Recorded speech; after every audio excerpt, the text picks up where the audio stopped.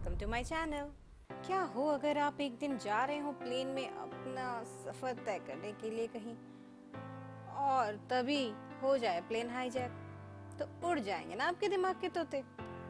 इस मूवी में तो हाईजैक के नाम पे हो रही है बहुत बड़ी चोरी, वो भी डायमंड्स की। हाय राम, घोर कलयुग आ गया है। तो चलो जल्दी से इसका एक्सप्लेनेशन सुन लेते हैं। आगे बढ़ने से पहले रुको रुको, प्लीज़ मेरे चैनल को सब्सक्राइब कर लो और वीडियोस को लाइक भी कर लेना और कमेंट्स भी कर लेना, बहुत अच्छा लगता है कमेंट्स पढ़ के। तो मूवी की शुरुआत में हमें दिखाया जाता है कुल्लू एयरपोर्ट, जहाँ पर एक आदमी अंकित से इंटरोगेशन किया जा रहा है। तो पुलिस उससे पूछता है कि तुम्ही को क्यों इतना मारा गया है भाई, अगर कुछ भी जानते हो तो बता दो। तो अंकित कहता है मुझे कुछ नहीं पता, प्लीज़ मुझे आप छोड़ दीजिए। फिर हमें दिखाया जाता है अलबरकत, और ये 8 घंटे पहले की चीज़ दिखाई जाती है। यहाँ पे कुछ लोग एयरपोर्ट के लिए निकल रहे होते। फिर एक प्लेन के अंदर हमारी फ्लाइट अटेंडेंट नेहा ग्रोवर सबको वेलकम कर रही होती। फिर हमें 8 महीने पहले का सीन दिखाया जाता है, जहाँ पर कि अंकित एक प्लेन में ट्रैवल कर रहा होता है। वहीं पे नेहा भी फ्लाइट अटेंडेंट रहती है और उसे आकर उसका मील देती है, जो कि नॉनवेज होता है, मगर वो साफ इनकार कर देता है, नहीं मैं तो वेगन खाता हूँ। तो इसीलिए अब नेहा अपना खुद का मील लाकर अंकित को दे देती है। अब अंकित नेहा को ऑफर करता है कि क्या आप मुझे डिनर पे मिल सकती हैं, पर नेहा उसको मना ही कर देती है। फिर दिखाते हैं कि वो लोग एक पार्टी में गए हैं, नेहा अपने दोस्तों के साथ गई है और वहाँ पर अंकित भी है। भाई अंकित तो फुल मूड में होता है, लाइन मार रहा होता है वो नेहा को। और फिर पार्टी खत्म होने के बाद नेहा जब घर जा रही होती है तो रास्ते के बीच में उसकी गाड़ी खराब हो जाती है। तो वो और उसके दोस्त वही अंकित की गाड़ी में लिफ्ट लेकर जा रहे होते हैं। कितने इत्तेफाक होते हैं ना सभी के लाइफ में, वाह भाई वाह। नेहा तो कुछ ज्यादा इंटरेस्ट दिखा नहीं रही होती अंकित के ऊपर, पर अंकित तो उस पे लट्टू हो ही जा रहा था, तो उसको कॉफी के लिए बुलाता है, पर वो मना कर देती है हंसकर। फिर उसको स्टॉक करने लगता है, उसको इंस्टा पे हर जगह उसको फ्रेंड रिक्वेस्ट भेज लेता है। फिर लास्ट को नेहा भी एक्सेप्ट कर ही लेती है। अब दोनों मिलने लगते हैं कॉफ़ी पे, डिनर पे, और नेहा भी अब बहुत इंटरेस्टेड हो गई है अंकित के लिए, और वो लोग एक दूसरे के बहुत करीब आ जाते हैं। पर तभी अंकित नेहा से उसके कंधे पे एक मार्क होता है, उसके बारे में पूछता है, तो वो उसको मना कर देती है, कहती है कि मुझे बचपन में कहीं चोट लग गई थी, याद भी नहीं है, क्या बताऊँ तुम्हें।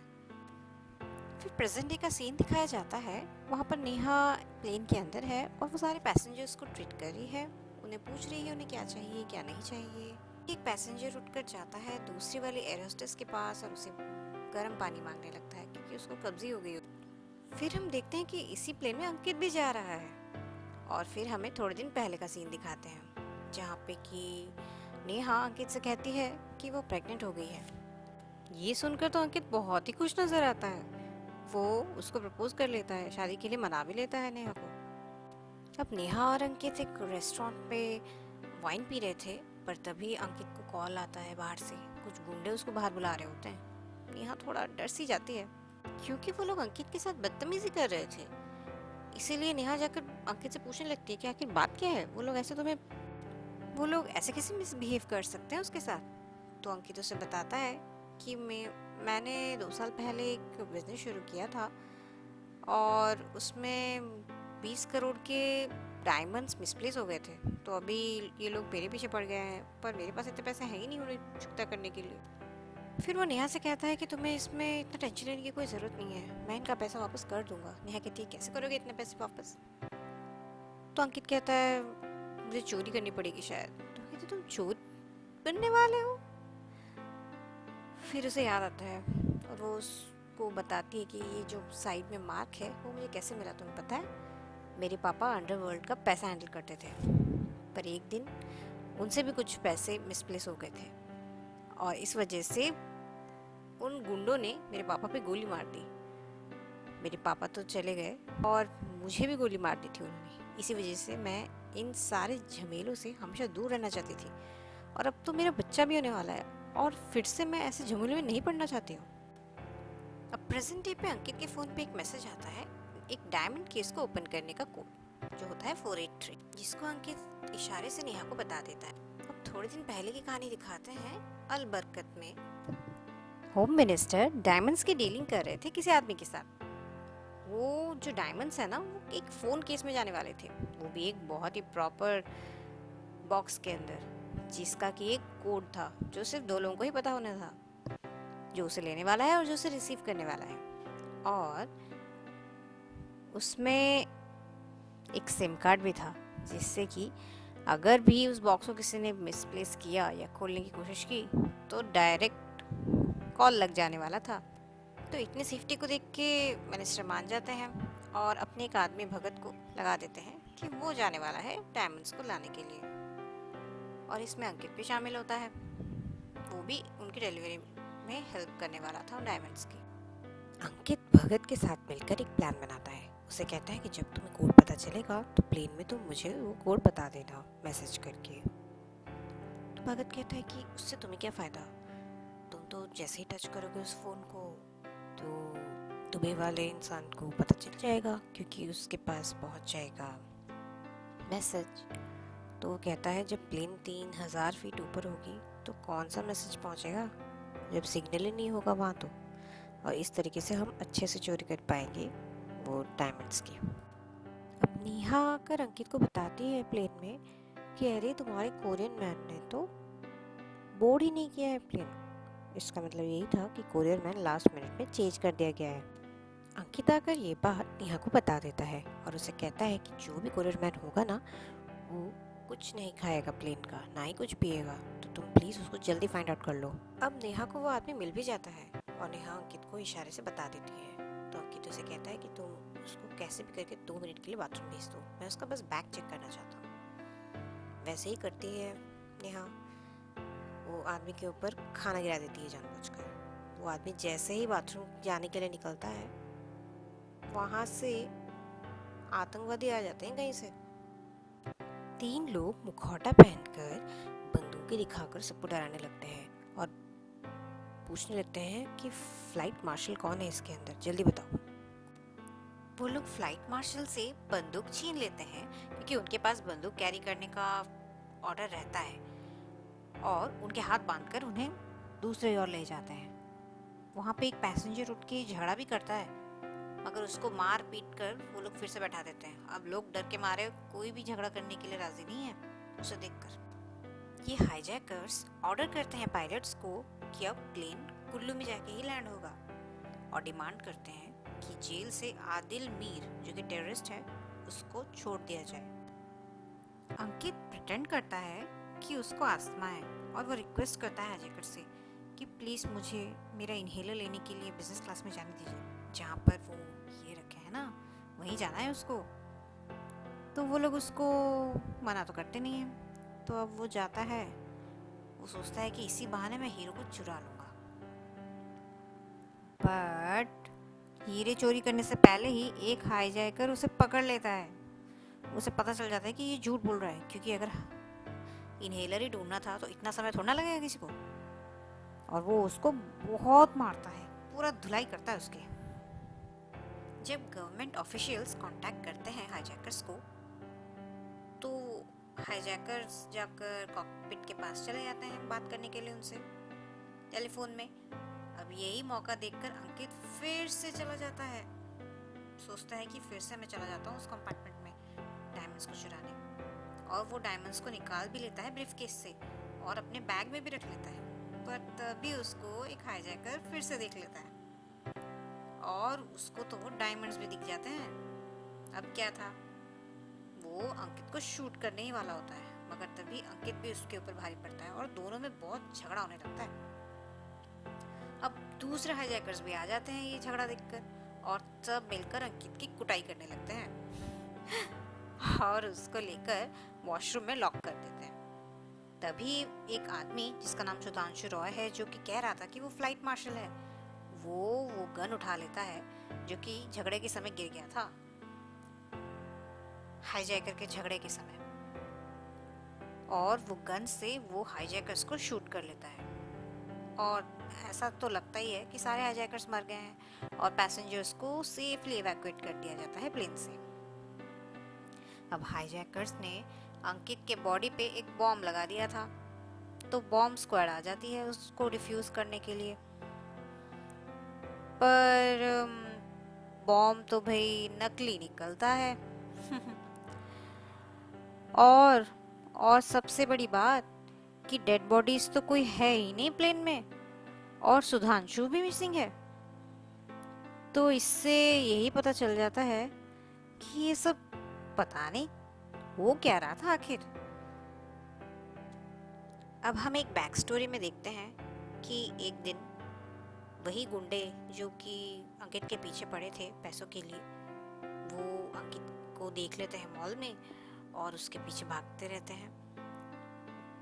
अंकित तब नेहा के साथ था, तो वो लोग भाग ही रहे होते हैं, पर उनके पास आ जाते हैं वो गुंडे और मारपीट करना शुरू कर देते हैं। इसी मारपीट में वो लोग में से एक गुंडा नेहा के पेट में मार देता है, और क्योंकि नेहा प्रेग्नेंट थी तो उसका मिसकैरेज हो जाता है, जिससे कि वो बहुत ज़्यादा उदास हो जाती है। यहाँ पे बाहर वही मिनिस्टर जो कि डायमंड्स की चोरी करवा रहा था, वो बाहर सबको आराम से बता देता है कि सब कुछ अच्छे से कंट्रोल में आ गया है। फ्लाइट मार्शल ने तीनों आतंकवादियों को मार दिया है और अब सारे पैसेंजर सुरक्षित हैं। फिर हमें बाहर पता चलता है कि रियल में तो वो फ्लाइट मास्टर था ही नहीं।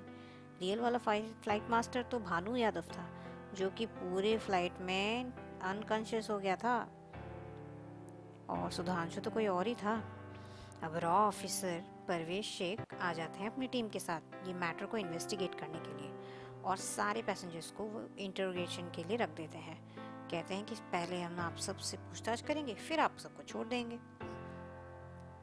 अब भानु को जब पूछताछ करते हैं तो वो बताता है कि उसको तो एक ऑरेंज जूस दिया गया था फ्लाइट में, और शायद उसी को पीने के बाद वो बेहोश हो गया है।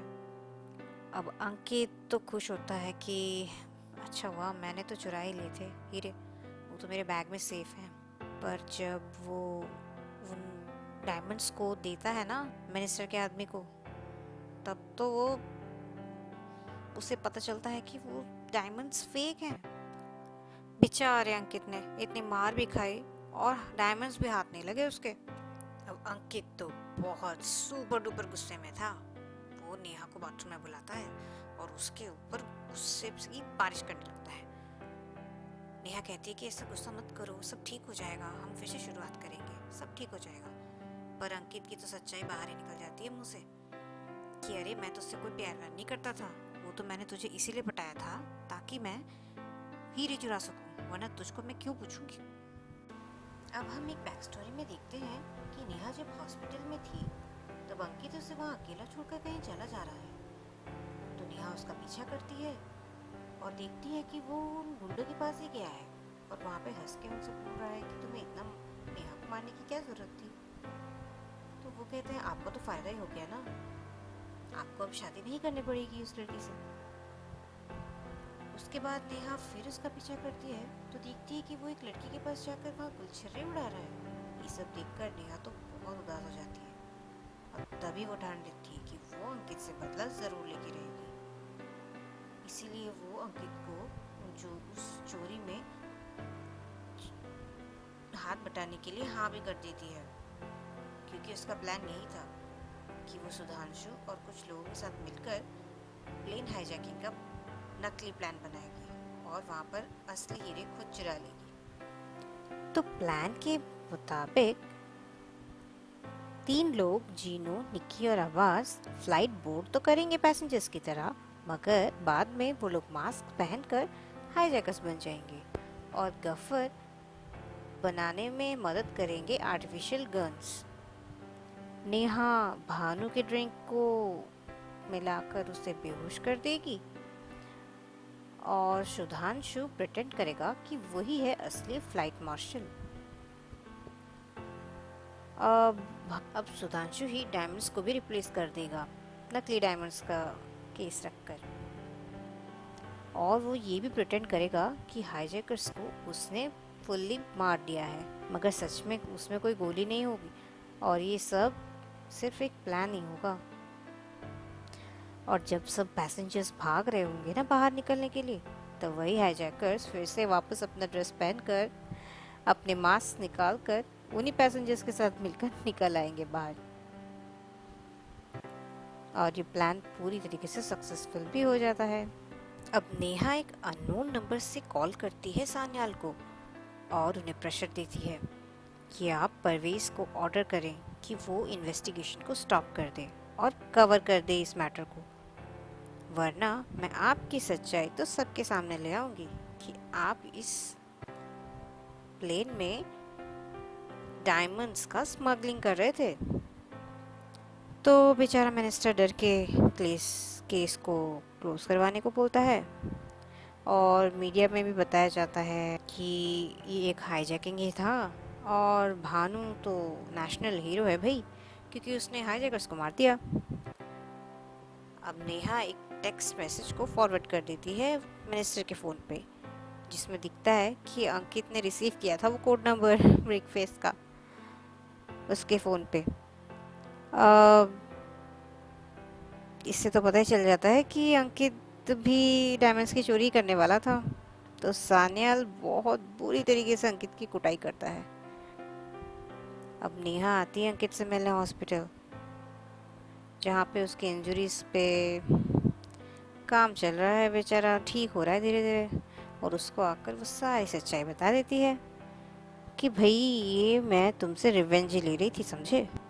थोड़े दिनों बाद नेहा को एक फ़ोन कॉल आता है अंकित से और वो उसमें हिंट देता है कि अब वो उसे रिवेंज लेने का प्लान कर रहा है, तो वो बच के रहे। और इसी के साथ मूवी हो जाती है ख़त्म। Thanks for watching.